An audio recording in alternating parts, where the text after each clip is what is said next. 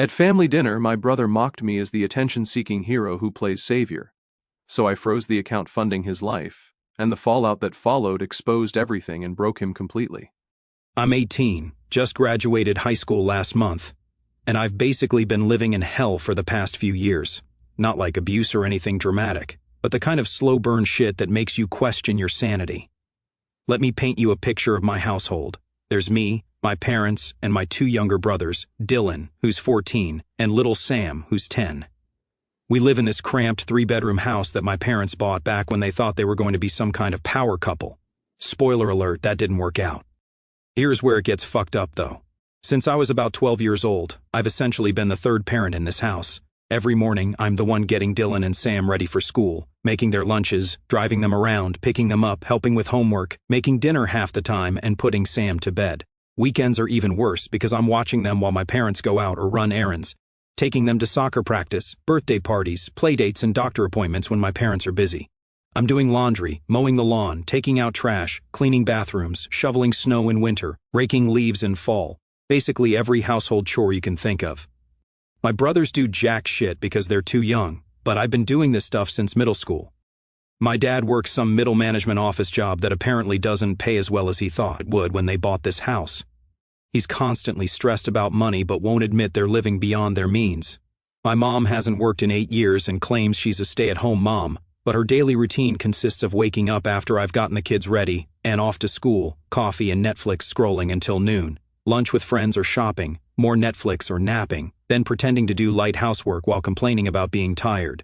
This woman literally has not done a load of laundry, mowed the lawn, or deep cleaned anything in years, but she'll spend $200 on skincare products and then complain about how we can't afford groceries. She drives a fucking Lexus SUV that she insisted she needed for the kids, but I'm the one driving them everywhere in my beat-up Honda Civic that I bought with money from my part-time job junior year. The entitlement is unreal. She'll sit on the couch in her $80 athleisure outfit, getting her nails done every 2 weeks, hair done monthly, constant online shopping, but then stress about the electric bill. She hasn't had a job in almost a decade, and her biggest daily challenge is deciding which reality TV show to binge. But somehow I'm supposed to be grateful for everything she's done for me. So I graduate high school and immediately start working full-time at this warehouse job. It's not glamorous. I'm basically loading and unloading trucks, organizing inventory, doing physical labor for 9 hours a day, but it pays $15 an hour, and I'm pulling 40 to 45 hours a week. So, I'm bringing home around $1,800 a month after taxes. For the first time in my life, I have actual money, not like $50 from babysitting the neighbors, but real adult money. I start saving for community college starting in August, buy myself some decent clothes, fix up my car, and even start building a little emergency fund. I felt proud, like I was finally becoming independent. But apparently, having money when you're 18 and living at home is like painting a target on your back. Almost immediately, my mom starts making these passive-aggressive comments about how nice it must be to have all that spending money while living here for free. How when she was my age, she gave her parents half her paycheck. How some people don't appreciate everything that's done for them. Mind you, I'm still doing all the same shit I was doing before. Still waking up early to get the boys ready. Still driving them everywhere. Still doing chores. Still helping with homework. Still being their unpaid babysitter every weekend. The only difference is now I have money, so suddenly I'm a freeloader. My dad starts chiming in too, with comments about how I'm making good money now and it's time to start thinking about contributing to the household, how in the real world I'd be paying rent and bills, how my parents have been supporting me for 18 years, so maybe it's time I help support them. That last one really pissed me off because supporting me? I've been supporting myself and doing half their parenting for them since middle school, but I kept my mouth shut because I figured they'd ask for something reasonable. The breaking point came about 6 weeks into my job when my mom comes home with shopping bags from some expensive boutique, new purse, new shoes, some skincare stuff that probably cost $300 total. That same evening, she's complaining to my dad about how stressed she is about money and how tight things are. I'm sitting there thinking, lady, maybe don't blow a day's worth of my wages on purses if you're so worried about finances. The audacity was just incredible. Spend money like crazy, then complain about being broke. That's when they decided to call the family meeting. Picture this. We're all sitting around the kitchen table like this is some kind of intervention. My parents have these serious looks on their faces, and my brothers are confused about why they're even there. My mom starts with this whole speech about responsibility and growing up, going on about how in the real world I'd have to pay rent and bills, so it's time I learned what that's like, how they've been generous letting me live here for free for 18 years. Again, ignoring the fact that I've been their unpaid employee this whole time. I'm nodding along, thinking, okay, this is actually fair. Maybe they'll ask for like $300 to $400 a month. That would still leave me plenty for college savings and personal expenses. I'm mentally preparing to negotiate somewhere in that range. Then my dad drops the nuclear bomb and tells me I need to pay $1,300 a month for my room, plus half of all the household bills. I stared at him for a solid 10 seconds, thinking I misheard. Then I started laughing because it was so ridiculous it had to be a joke. When I asked $1,300 for what exactly, my mom says, for your room? Like it's the most obvious thing in the world. I'm like, my room? You mean the tiny bedroom I share with Dylan with the bunk beds and barely enough space for both our dressers? And she goes, it's still a room, with this smug look. Then she explains that half the bills means electric, water, garbage, internet, groceries, everything. They figured about $400 to $500 a month for my share. So let me get this straight. They want me to pay $1,300 for a shared bedroom where I have zero privacy, plus another $450 average for bills. That's $1,750 a month out of my $1,800 take-home pay. They wanted to leave me with $50 a month for gas, car insurance, clothes, college savings, personal expenses, everything. When I pointed out that's literally my entire paycheck, my mom says with this nasty smile, well, maybe you need to work more hours then or get a second job. Welcome to adulthood. That's when it clicked. They weren't trying to teach me responsibility or prepare me for the real world. They saw me as their personal ATM machine. They were struggling financially because of their shitty spending habits and decided their 18-year-old son should bail them out. I told them I'd think about it because I was too shocked to argue in the moment, and my dad said I had until the end of the month to decide, pay up or find somewhere else to live. My mom added with this fake sweet voice that I'd never find anywhere cheaper than here, that this was the best deal I was going to get. Challenge fucking accepted. I spent the next 3 days doing intensive research on apartments in our area. Want to know what $1,300 a month actually gets you around here? A lot more than a shared bedroom in your parents' house, that's for sure. I found multiple one-bedroom apartments for $1,200 to $1,400. Nice places, too, with modern kitchens, in-unit laundry, parking. Some even had pools or gyms. Full apartments with privacy, independence, and actual space to breathe. I also found several two-bedroom places in the $1,400 to $1,600 range, which meant if I got a roommate, I'd be paying $700 to $800 for my own bedroom and bathroom, still way less than what my parents were demanding. But the more I researched, the angrier I got. Do you know what the median rent is for a bedroom in a shared house in our area? $400 to $600. My parents were trying to charge me more than double the market rate for a room I had to share with my teenage brother. I tried one more time to reason with them, showed them my research, explained how their price was completely unreasonable, pointed out that I'd been contributing to the household in other ways for years. My dad just kept saying, that's what we decided is fair, take it or leave it. My mom got nastier and said, maybe if you weren't so selfish, you'd want to help your family out. We've sacrificed so much for you kids. Sacrificed, lady? The biggest sacrifice you've made in the last 5 years is deciding between Starbucks and Dunkin' Donuts. But I was done arguing. When I said I'd look at other options, my mom snorted. Good luck with that, you'll come crawling back, within a month when you realize how hard the real world is. You have no idea how to take care of yourself. Famous last words, bitch. Remember Jake Martinez from my high school? Cool dude. Graduated 2 years ahead of me. Played varsity soccer. We weren't super close in school, but we were friends and stayed in touch through social media. I remembered him posting a few months ago about needing a roommate for his apartment. I figured it was a long shot since it had been a while, but I hit him up anyway, and turns out he'd been trying to find someone for like 4 months and was still looking. We met up that weekend, and he showed me the place. Holy shit, it was like a mansion compared to my cramped house situation. 2 bedrooms, 2 full bathrooms, modern kitchen with all new appliances, in-unit washer and dryer, dishwasher, central air, even a balcony overlooking this nice courtyard area. The complex had a gym, pool, and was in a really safe neighborhood, close to both my work and the community college I'd be starting at in August. It was perfect. The rent was $1,100 total, so $550 each. Utilities usually run about $150 to $200 total, so like $75 to $100 each depending on the season. Internet was $60 split 2 ways. So I was looking at around $650 to $680 a month all in. Let me repeat that, $650 to $680 total monthly expenses. For my own bedroom, my own bathroom, shared modern kitchen and living room, access to amenities and complete independence. Compared to $1,750 to share a tiny room with my 14-year-old brother and still follow my parents' rules. I asked when I could move in. Jake said whenever I wanted because he'd been struggling to cover the full rent by himself. We shook hands, and I gave him $550 for first month's rent right there. Best money I ever spent. When I got home and told my parents I'd found a place and would be moving out in 2 weeks, their reactions were priceless. My dad's face went bright red, and he started yelling about how ungrateful and irresponsible I was being. How I was abandoning my family and biting the hand that fed me. But my mom just got this evil smile and said, "You'll be back within a month, honey. You have no idea what you're getting yourself into. You can't even do your own laundry, bitch. I've been doing the whole family's laundry for 3 years." My little brothers were the only ones who seemed genuinely upset.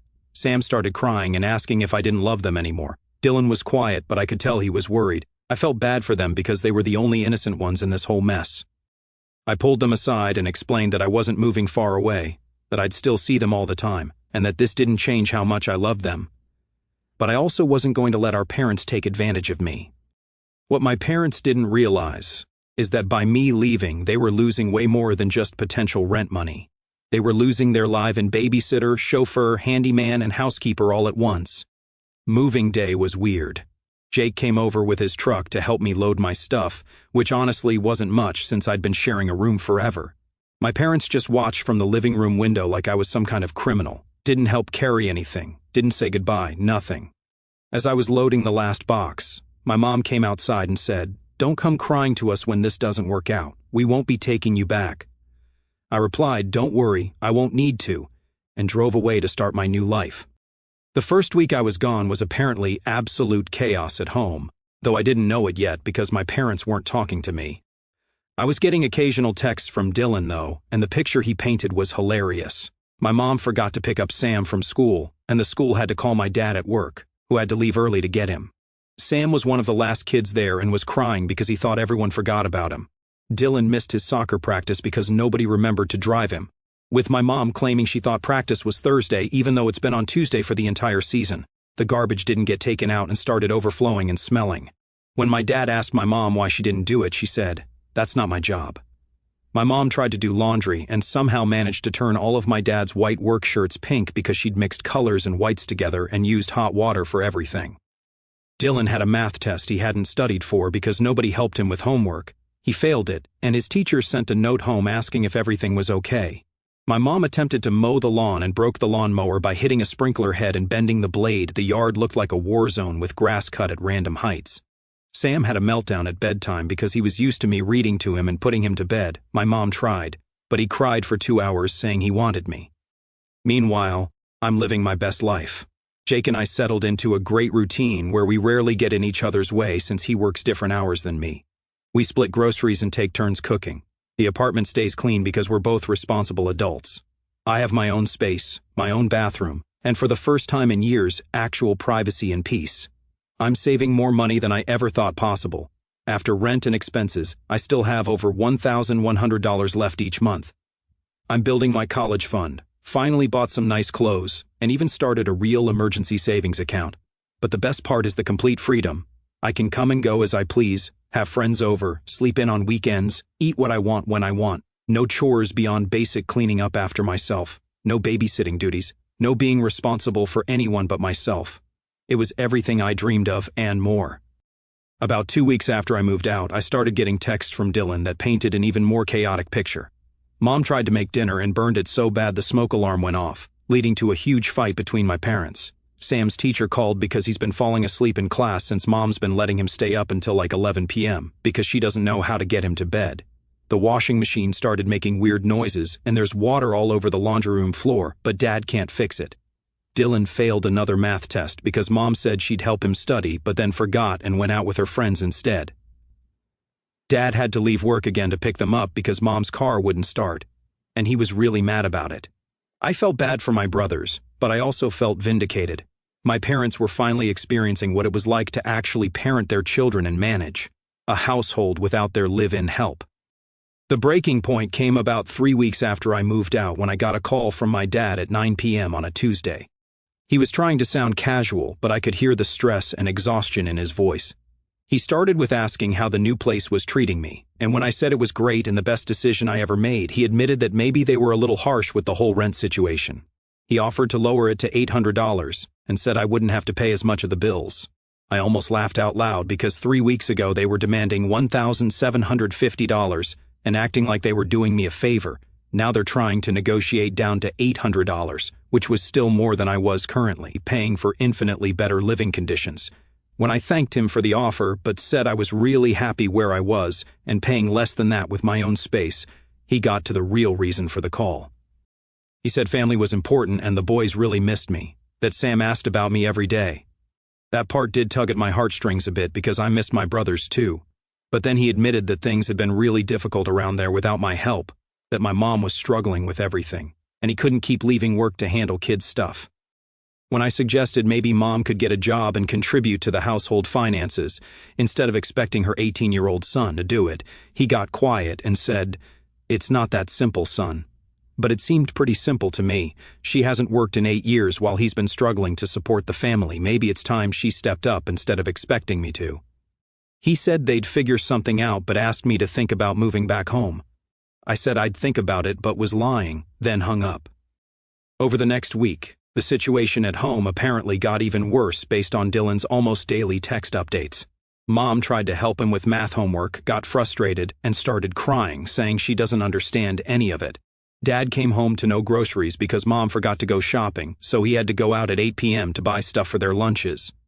Sam got in trouble at school for not having his permission slip signed because Mom said she never saw it, but it was on the kitchen counter for 3 days. The dishwasher broke, and there are dishes everywhere because Mom says she doesn't know how to fix it and Dad doesn't have time. Dylan had to walk home from soccer practice because Mom fell asleep and forgot to pick him up, and his coach was not happy about it. Then came the call from my mom, which was significant because she'd been giving me the complete silent treatment since I moved out. Her voice was completely different from her usual entitled tone. She sounded tired and defeated. After asking how I was doing and me saying great, she admitted that maybe they could work something out. When I asked what kind of something, she offered $600 a month for my old room back, saying they wouldn't expect me to help with as many chores around the house. $600 to share a room with Dylan and still have to follow their rules versus $650 for my own apartment. Plus, she said not as many chores, which meant I'd still be expected to do some parenting and housework. I told her I appreciated the offer but was really happy where I was, and she started the guilt trip about how family is important and we need to stick together, how the boys really need me there. I pointed out that the boys need parents who actually parent them, and maybe if she got a job and Dad didn't have to carry all the financial stress alone, they'd both be better parents. She got quiet for a long moment. Then her voice got shaky as she said she knew she hadn't been perfect but was trying her best, that everything was just so hard without my help. I told her I was 18 years old and shouldn't have been responsible for raising my brothers and running the household in the first place. That was her job. She kept saying she knew, but they really needed me, then offered to pay me $300 a month to move back and help out, so I'd be making money instead of paying rent. Now this was interesting because she was offering to pay me $300 a month, which meant they valued my labor at least that much, but I was saving over $1,000 a month in my current situation compared to their original demand. I pointed out that 3 weeks ago they wanted me to pay a $1,750 a month. Now they're offering to pay me $300 to move back. That's a $2,000 difference. And asked what changed. She admitted they didn't realize how much I actually helped around here, and I said, "You mean you didn't realize how much free labor you were getting from your teenage son?" When she tried to say it wasn't like that, I told her it was exactly like that. They got used to having a live-in babysitter, housekeeper, and chauffeur, and now they're struggling without that help. But instead of stepping up and being actual parents, they wanted me to come back and enable their laziness. She said that wasn't fair, and I said, "What's not fair is a grown woman who hasn't worked in 8 years expecting her 18-year-old son to financially support the family. Maybe it's time she got a job and contributed instead of just spending money on purses and manicures." She started crying and said she didn't know what else to do, that she couldn't handle all of this by herself.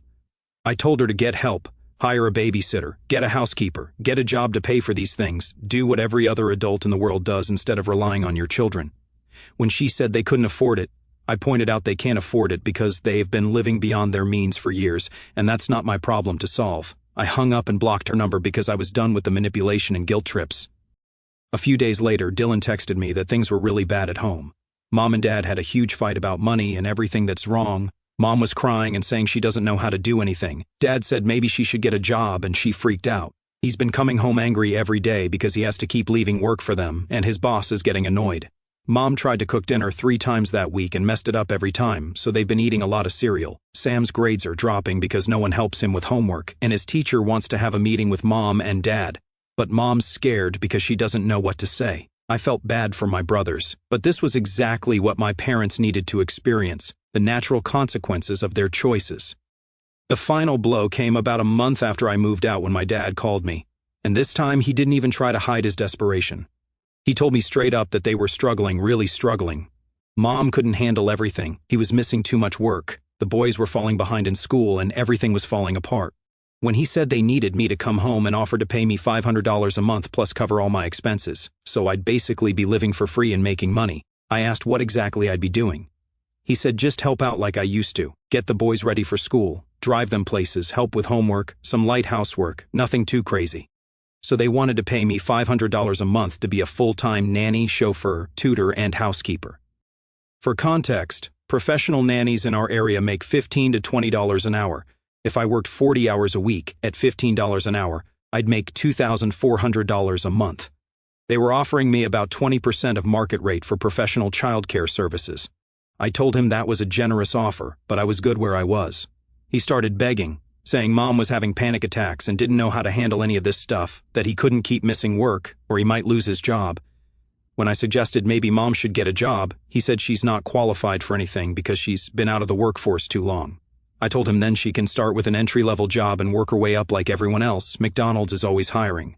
He said that wasn't realistic, and I said what's not realistic is expecting your 18-year-old son to sacrifice his independence and future to enable his mother's refusal to work.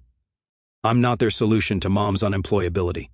He brought up the boys needing stability, and I said, then provide it. Be parents. Hire help if you need to. Figure it out like every other family in the world. When he said they couldn't afford help, I told him, then Mom needs to get a job to afford it. This is basic adulting. He was quiet for a long moment, then said in a defeated voice that he never thought it would be this hard. I told him it was always this hard. I was just doing most of the work for him. He asked me to please just think about it because they really needed me, and I said I had thought about it, and the answer was no. They made their bed, now they have to lie in it. I hung up and felt a surge of satisfaction because for the first time in my life, I had all the power in this relationship. About 2 weeks later, my mom showed up at my apartment unannounced. Jake answered the door and came to get me, saying, "There's a woman here who says she's your mom, and she looks pretty upset." I went to the door, and there she was, looking like absolute hell. Hair unwashed, no makeup, wearing sweatpants and an old t-shirt. This was a woman who usually wouldn't be caught dead without a full face of makeup and designer clothes. I stepped outside and closed the door behind me to ask what was going on. She started crying and said everything was falling apart, that she couldn't do this anymore and didn't know how to take care of the boys by herself or manage the house. She was failing at everything. When I told her to get help or hire someone, she said they couldn't afford it because Dad might lose his job from missing so much work. The bills were piling up. Sam's teacher wanted to meet about his grades dropping. Dylan failed 2 more tests. The washing machine was still broken, and there's water damage in the laundry room now. I said, that sounds like a lot to deal with. And she agreed, saying that's why she needed me to come home. She'd do anything. They'd pay me $800 a month. I could have my own room by moving Dylan to the basement, no chores except helping with the boys. She was begging me. I looked at this woman who 3 months ago was calling me selfish and telling me I'd come crawling back, who was so entitled she thought she deserved to charge her 18-year-old son $1,750 a month for a shared bedroom, who hadn't worked in 8 years but felt entitled to her son's entire paycheck. I asked her if she remembered what she said when I told her I was moving out, that I'd come crawling back within a month when I realized how hard the real world is, that I had no idea how to take care of myself. But here I was, 2 months later, living independently, saving money, happy and successful, and she was the one who came crawling to me. begging me to come back because she couldn't handle basic adult responsibilities. When she said it wasn't the same thing, I told her it was exactly the same thing, except I was 18 years old when I figured out how to be independent, and she's in her 40s and still can't manage it. She said that was cruel, and I said, what's cruel is a grown woman expecting her teenage son to financially support her lifestyle and do her parenting for her. What's cruel is charging your 18-year-old $1,750 a month for a shared bedroom when you know that's his entire paycheck. She claimed they were just trying to teach me responsibility, and I called bullshit. They were trying to use me as their personal ATM and unpaid servant. When I called their bluff and left, their whole house of cards came tumbling down. She was crying harder now and said, please, she'd change, she'd get a job, she'd do better, just come home and help them get back on their feet. I told her she'd had 8 years to get a job, 18 years to learn how to be a parent, decades to develop basic life skills. I wasn't going to sacrifice my future to enable her continued refusal to grow up. When she brought up Sam and Dylan needing me, I said they need parents who actually parent them, and maybe this crisis would finally force her to become one. She said she didn't know how, and I told her to learn, take parenting classes, get therapy, get a job, do what every other adult in the world does when they need to develop new skills. She said it was so hard, and I said it was always hard. I was just making it easy for her by doing everything myself. She stood there crying for a few more minutes, then asked if that was really it. Was I really not coming back? I said I really wasn't coming back. She asked what she was supposed to do, and I told her to figure it out. She's a grown adult. Act like one. She turned and walked back to her car, looking completely defeated. I watched her drive away and felt nothing. No guilt, no sadness, just complete indifference. Through Dylan's texts, I've been getting updates on how things are going at home, and honestly, it's been fascinating to watch from a distance. My mom finally got a job about 2 months after our confrontation. She's working at a local retail store making minimum wage. According to Dylan, she hates it and complains constantly about having to be on her feet all day and deal with customers. She's also terrible at it and has already been written up twice for showing up late. Dylan texted me that Mom cried after her first week because she said she didn't realize how hard it was to work, and Dad told her to suck it up because this is what everyone else does. My dad has had to adjust his work schedule to help with kid duties, which has apparently caused some tension with his boss, but Dylan says he's actually become a better parent out of necessity. He's learned how to help with homework, started cooking basic meals, and is more involved in their daily lives. Dylan admitted that Dad's actually not that bad at the parent stuff. He helped him study for his history test last week, and Dylan got a B+. First time he'd passed anything in months. They've hired a housekeeper to come twice a month, which they can barely afford but desperately needed. They've also had to get the washing machine fixed for $800, repair the lawnmower for $200, and deal with the water damage in the laundry room for $1,500. All expenses they could have avoided if they'd just treated me fairly in the first place. The boys are slowly adjusting to having actual parents, instead of relying on their big brother for everything. Sam had some rough weeks, but is apparently doing better now that my dad reads to him at bedtime. Dylan's grades have improved since my dad started helping with homework. But here's the kicker. Even with my mom working, they're still struggling financially. Turns out, when you've been living beyond your means for years, one minimum wage job doesn't magically fix everything. They've had to cut back on a lot of expenses. No more designer purses, fancy dinners out, or expensive skincare products for my mom. Dylan told me that Mom keeps saying how much she misses the old days when things were easier, and Dad told her those days were only easier because I was doing all the work. Last month, I got a text from an unknown number. It was my mom texting from a new phone because I still had her old number blocked. She said she knew I probably didn't want to hear from her, but she wanted to say she was sorry. I was right about everything. She was a terrible mother and took advantage of me. She didn't expect forgiveness but needed me to know that she understood now how wrong she was. I stared at that message for a long time. A part of me felt vindicated. Finally, an admission that I was right all along, but mostly I just felt sad for all the years we wasted with this dysfunctional dynamic. I didn't respond right away and let it sit for a few days while I thought about what I wanted to say, if anything. Finally, I texted back that I appreciated the apology and hoped she continued to grow and become the parent Sam and Dylan deserved. She responded immediately, saying she was trying. It was hard, but she was trying, and that she missed me. I told her I missed the mom I thought I had too. We haven't texted since then, and honestly, I'm okay with that. I don't need a relationship with her right now. Maybe someday in the future when she's proven she can be a real adult and parent, but not now. I do see my brothers regularly now. I pick them up every other weekend, and we hang out, go to movies, play video games, grab food. But it's different now because I'm their big brother, not their third parent. I don't help with homework or handle their problems for them. I just spend quality time with them and let our actual parents do the parenting. At first, Sam kept asking me to come home and why I couldn't just move back because they missed me so much. I sat him down and explained it in terms he could understand, like how he felt when Billy was taking his toys at school and he had to learn to stand up for himself. Sometimes grown-ups have to stand up for themselves too, even with family. Dylan gets it more now that he's older. A few weeks ago, he told me he was actually proud of me because I didn't let them walk all over me, and he wants to be like that when he's older. That meant more to me than any apology from my parents ever could. But here's the absolute best part of this whole story and why I had to share it with Reddit. Last week, Dylan told me that my parents are now struggling so much financially that they're considering selling the house and downsizing to something smaller, the same house they expected me to help pay the mortgage for. Dylan explained that Dad said they can't afford the payments anymore, especially with Mom's job paying so little and all the repairs they've had to do. They're looking at apartments and smaller houses.